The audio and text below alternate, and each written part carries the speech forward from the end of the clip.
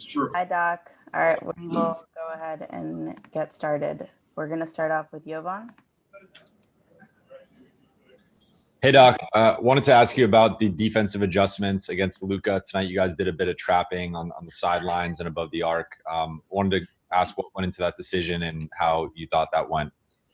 I thought it went well. I mean, we just overall the intensity defensively was so much more attentive.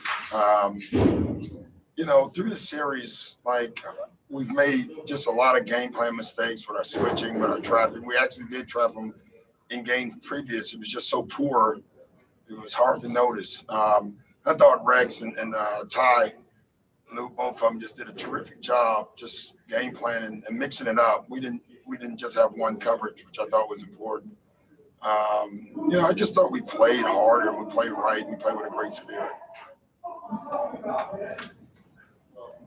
Next is Ohm. Hey, Doc. Paul just said in the post-game interview that he was in a pretty dark place these last 3 games and having trouble adjusting to the environment of no fans in the game. I was wondering, did you notice that? Did you see any of that? And also, you said you would comment about the Jacob Blake situation, how you truly felt about it after the game. Yeah, you know, this is not a normal environment. Okay, it just isn't. But it's good. Like, the NBA has done a terrific job. But Lou made a great point. Like, you know, you lose a lot of games, and the game the other night was tough. Usually you go home to your family. You go home. Here you go back to your rooms, and you're with each other, and then you actually see the other teams. And it's just a strange thing, man. I tell you, it's just different. And I thought our guys are great, though. Like, you know, PG and I sat in my room after the game, and we just had a long talk. Not all about basketball, really. And, you know, several players did it. Guys were knocking on his door. You know, this team's, you know, we're growing still. You can see it. We've not had the normal time together like most teams. And so, like, things like that, they happen. And I thought our guys have just dropped all the players. As far as the other situation, it's just so sad. You know, what stands out to me is just watching the Republican convention, and they're spewing this fear, right? Like, all you hear is Donald Trump and all of them talking about fear. We're the ones getting killed. We're the ones getting shot. We're the ones that we're denied to live in certain communities. We've been hung, we've been shot, and all you do is keep hearing about fear. It's amazing why we keep loving this country, and this country does not love us back. And it's really so sad. Like, I should just be a coach. And it's so often reminded of my color. You know, it's just really sad. We got to do better. But we got to demand better. Like, we got, you know, it's funny. We protest and they send riot guards, right? They send people in riot outfits. They go to Michigan with guns and they're spitting on cops, and nothing happens. The training has to change in the police force. The unions have to be taken down in the police force. My dad was a cop. I believe in good cops. We're not trying to defund the police and take all their money away. We're trying to get them to protect us, just like they protect everybody else.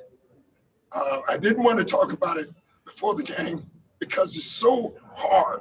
Like, just keep watching it. That video, if you watch that video, you don't need to be black to be outraged. You need to be American and outraged. And how dare the Republicans talk about fear? We're the ones that need to be scared. We're the ones having to talk to every black child. What white father has to give his son a talk about being careful if you get pulled over? It's just ridiculous. And it just keeps going. There's no charges. Breonna Taylor, no charges, nothing. All we're asking is you live up to the Constitution. That's all we're asking for everybody, for everyone. Thank you. You want to get back to basketball? Can I have a follow-up on that? Yeah. Real quick. I mean, there's been players in the Raptors and the Celtics sort of weighing, do you play, not play? You said how I think tricky it is to be a coach. One thing I'd say, I think you always play. You know why? We can fight for justice, but we still should do our jobs. I really believe that. Because doing our jobs, people are seeing excellence from Americans, black Americans and white Americans. So I would still do my job. That's just my opinion. But if my players told me no, it'd be no. I can tell you that. It's when you watch that video, it's sickening. It's sickening. You know, his kids were in the car. How do they ever get that out of their mind? How are those kids ever normal? You've been in the spot deciding boycott, not boycott. What would your message be to players who are in this situation weighing these kinds of questions? My message is go after your dreams. You don't allow anything to take you away from your dreams. Doing the Donald Sterling thing, you know, Matt Barnes and Chris Paul, DJ and Blake and all those guys, JJ Redick, they all pulled together. And at the end of the day, the one thing we decided when we were little kids and we were in the backyard by ourselves and we had these dreams about winning the championship, Donald Sterling was not in our dreams, and neither were these cops. And so they're not going to take anybody. They're not taking our dreams away. All right. And so that would be my message. I have a few questions here left on Zoom. We're going to go to Tomer. Doc, it feels a bit wrong to go back to basketball, but No, it's what we do. Like, I should be talking about basketball. And so it's what we do. Did you feel like the team, connected more emotionally? You talked about it being emotionally weak last game. Did you feel like the team really connected on that level today?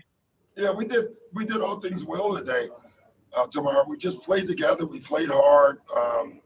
We were aggressive. And more importantly, like, it is a human game and you make mistakes. But we just had so few game plan mistakes that I thought it was awesome. Next is Miriam. Oh, sorry. Next is Miriam. Hey, Doc. Thanks for sharing your thoughts and congrats on the win. Obviously, you said you want to play and obviously excellence. There was a lot of excellence today. But how hard is it for you to focus on game planning in the playoffs when you're, this troubling stuff is happening? It's because we have to, our jobs we are basketball players, we're fathers, we're businessmen, and we should still be able to do our jobs. But it's hard sometimes. Today was hard. It really was for everybody, every team. But I still think, when we can't stop doing our jobs because it's what we do. And it allows us, honestly, 3 hours of solitude. It does. Once we're on stage, we can kind of get in our jobs and forget what's going on.